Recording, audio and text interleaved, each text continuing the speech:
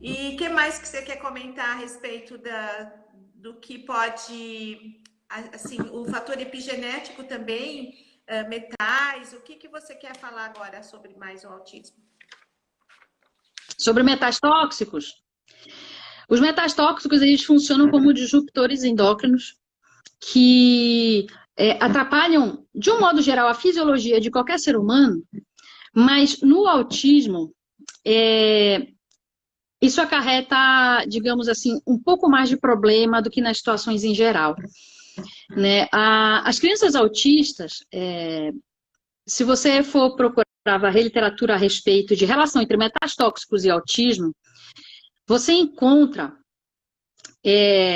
na literatura que o alumínio costuma ser um dos principais metais tóxicos presentes nas crianças com autismo. É um tipo de metal que é extremamente neurotóxico. Já teve estudo científico feito analisando o cérebro de crianças com autismo em autópsia pós-mortem e analisando por análise espectrofotométrica quanto de alumínio havia por grama de tecido cerebral. E se encontrou níveis intraneuronais de alumínio dentre os mais altos já encontrados na história. Né? Esse artigo é um dos artigos que eu tenho dentro de uma aula sobre tratamento integrativo de autismo. E assim, é impressionante como a gente encontra isso nas crianças quando a gente passa a olhar para esse fator. Porque se a gente não pensar que isso existe, que precisa ser pesquisado, vai passar despercebido e eu nunca vou pensar que aquilo ali possa estar levando algum tipo de repercussão, de agravamento, de piora de sintoma. Boa noite, Júlia! Boa noite, Júlia! Seja bem-vinda! Oi, Júlia! Enfermeira quântica! E, doutora, o alumínio, ele é supercondutor, né? Isso agrava porque vira uma antena. A radiação também vai interferir muito mais também, né? Isso. Além dele ser um metal tóxico que por si só já funciona como um disruptor endócrino, quer dizer, ele se liga em receptores de hormônios, de vitaminas, de minerais, atrapalhando o efeito desses nutrientes, desses hormônios, né? É um dos motivos que atrapalha tanto a fisiologia a ponto de levar a fadiga de adrenal nas crianças com autismo, conforme foi perguntado aqui sobre fadiga de adrenal. Então, inúmeros são os fatores que levam a fadiga de adrenal nas crianças com autismo, mas aquelas crianças que nunca passaram por tratamento integrativo, a grande maioria delas vai apresentar fadiga de adrenal. Se você fizer análise biofísica através de exames que utilizem utilizem impedância, a velocidade de passagem e a resistência de passagem de estímulo elétrico dentro de cada órgão, você vai ver que a condutibilidade elétrica nas glândulas suprarrenais ela está diminuída no início do tratamento. Sempre. Enquanto você não adequar a fisiologia daquele indivíduo, e ele tem tanta coisa para ter que dar conta, em geral, as crianças com autismo, principalmente porque elas têm, em geral, um prejuízo na capacidade de detoxificar xenobióticos. Então, para ela é uma tarefa mais difícil ainda se livrar de metais e de tantas outras toxinas, o que mais facilmente acarreta fadiga de adrenal nessas crianças. E aí você perguntou sobre essa questão de ser metal, de ser condutor, etc. Aí a gente entra num tópico muito importante que, infelizmente, ainda tem se dado pouca importância, que é o capítulo da poluição eletromagnética no autismo. Né? Se a gente levar em consideração um aumento da incidência de intoxicação por metais nas crianças com autismo, você vai pensar, bom, se eu tiver uma quantidade aumentada de alumínio no meu sangue e no meu sistema nervoso, porque afinal de contas, quando deposita em tecido, é uma luta para desgrudar, né? Então, se você tem metal e o metal é bom condutor, todo tipo de metal, ele consegue captar poluição eletromagnética. Se você entra no teu carro e você liga o rádio, a antena do teu carro é que está captando as ondas que estão vindo da estação de rádio para que você possa, para que o teu rádio, que é um aparelho transdutor de frequência, faça com que você consiga ouvir a música que está tocando desde lá da estação, né? Então, quem viabilizou essa comunicação foi a antena, que captou as ondas da estação de rádio, e o teu aparelho de rádio possibilitou que você conseguisse ouvir aquilo ali. Então, se a gente tem intoxicação por metal, a gente está, assim, mais exposto a captar a poluição eletromagnética, que são a tal das ondas invisíveis dos campos eletromagnéticos produzidos pelos aparelhos eletrônicos e por tudo aquilo que gera corrente elétrica, né? E esses campos eletromagnéticos, eles nem sempre são bons para a saúde, na verdade, muitos deles, grande parte deles, não fazem bem para a saúde.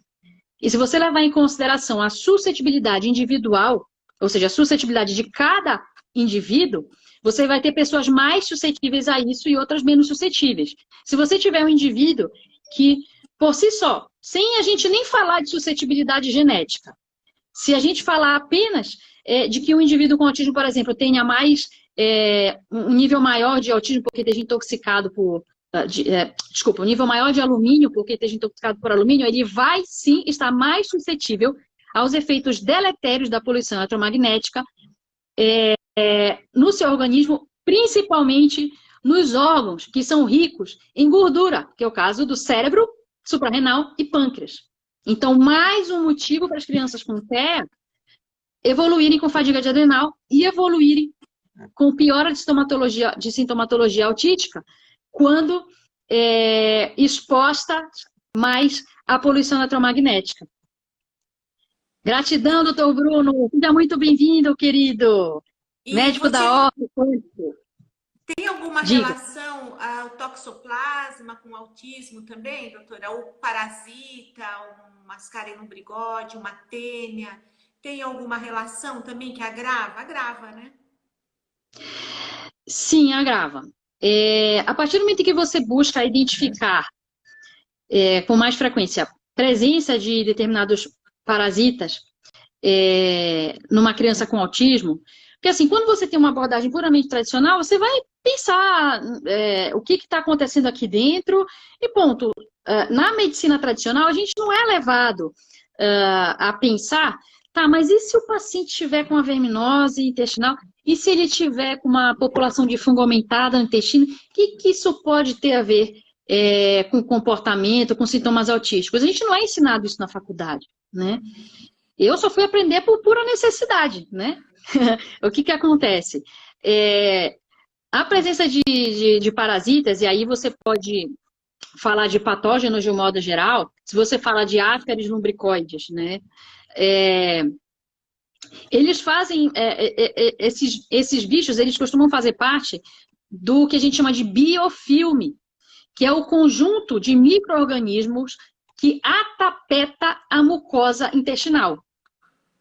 E aí, eles produzem substâncias, toxinas, que quando absorvidas, quando atravessam a barreira intestinal, né, e ganham a corrente sanguínea, se você tem um aumento da permeabilidade da barreira hematoencefálica, essas toxinas vão atravessar o sistema nervoso e vão causar piora de comportamento, piora de estereotipia, né?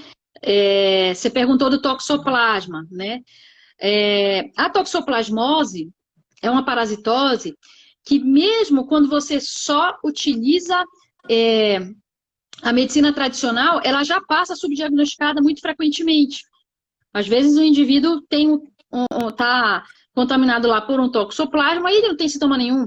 Às vezes ele tem só infartamento ganglionar, que é como a gente fala, a gente fica cheio de gânglio, né? E não sente mais nada. Ou às vezes uma febrezinha baixa, alguns sintomas virais inespecíficos, mal-estar, alguma coisa assim, e passa despercebido. Só concluindo, né? Você pode sim encontrar você pode encontrar parasitas levando a produção de toxinas que interfiram no comportamento, nos sintomas autísticos e frequentemente nas estereotipias. Isso inclui desde patógenos como o toxoplasma, quanto parasitas intestinais do tipo euminto, quanto fungos e vírus atapetando lá a mucosa do intestino, né? E aí a gente geralmente, na medida em que a gente pensa mais nisso e começa a diagnosticar mais, a gente consegue entender por que a criança, quando tratou certa parasitose, melhorou de comportamento. Poliana, o que você acha, então? A gente tem que remover o alimento, fazer uma orientação alimentar, uma remoção do alimento que para ela não é bom, né? Pesquisar parasita, os metais tóxicos, os focos dentários, né? Controlar a radiação. Daí, você acha que já tem um resultado bom, assim, no comportamento, né? Como tudo tem que individualizar, mas tudo que você falou faz parte do que a gente precisa... integrativo, né? Isso, faz parte do que você precisa pesquisar. Porque a partir do momento em que você adentra mais a fundo na fisiologia e na fisiopatologia de o que afeta a nossa fisiologia de funcionar da melhor forma, você vai entender o quanto que os metais tóxicos afetam a nossa fisiologia, o comportamento e a cognição, né? O quanto que essas toxinas produzidas por microbiota ruim pode acarretar de prejuízo, o quanto os campos eletromagnéticos, como a gente estava conversando há pouco sobre os campos eletromagnéticos, né? Na literatura, você encontra, já tem artigo até em português no Jornal de Pediatria, falando sobre o papel da poluição eletromagnética no autismo, né? Você tem uma revisão na literatura com 2 artigos tão extensos, da ordem de mais de 24 páginas cada, que eles precisam ser divididos em 2 artigos para poder falar de tanta correlação fisiopatológica entre o que os campos eletromagnéticos acarretam no nosso organismo e as alterações fisiopatológicas que a gente encontra no autismo.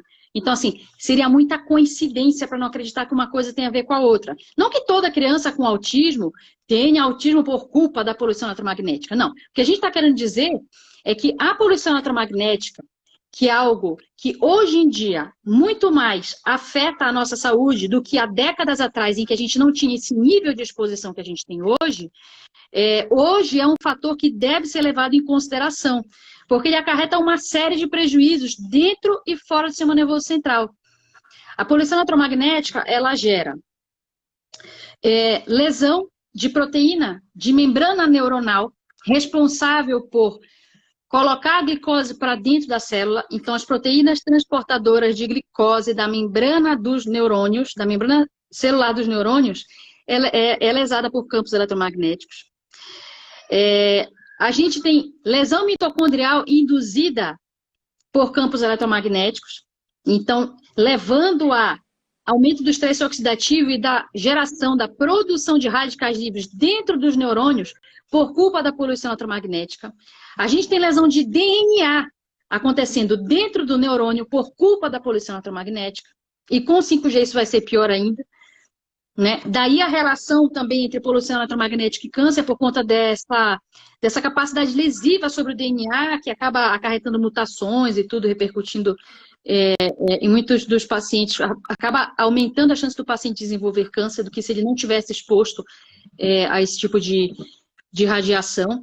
Então, a poluição eletromagnética, sim, é um dos fatores epigenéticos que precisa ser levado em consideração. Focos dentais, e a gente tem aí a maravilha da presença de vários dentistas integrativos, né? O quanto vocês são importantes no tratamento integrativo. Então, o que o dentista tem a ver com a história, né? A criança não teve tempo ainda de colocar implante, de colocar canal, mas existem questões que são próprias da infância que às vezes elas podem interferir na fisiologia do organismo. Até um tombo, né, doutora? Até um tombo numa criança pequena, assim, que abale o dente, que dá uma necrose pulpar, e muitas vezes a mãe nem percebe, né? Pode também afetar, né? Pode. Mas e se for um foco, se for uma questão dentária relacionada com trauma? Quando a gente tem traumas, isso às vezes pode levar a repercussões posturais, né? Então, você pode ter uma criança que, por conta de um trauma, modificou a posição da mordida, né?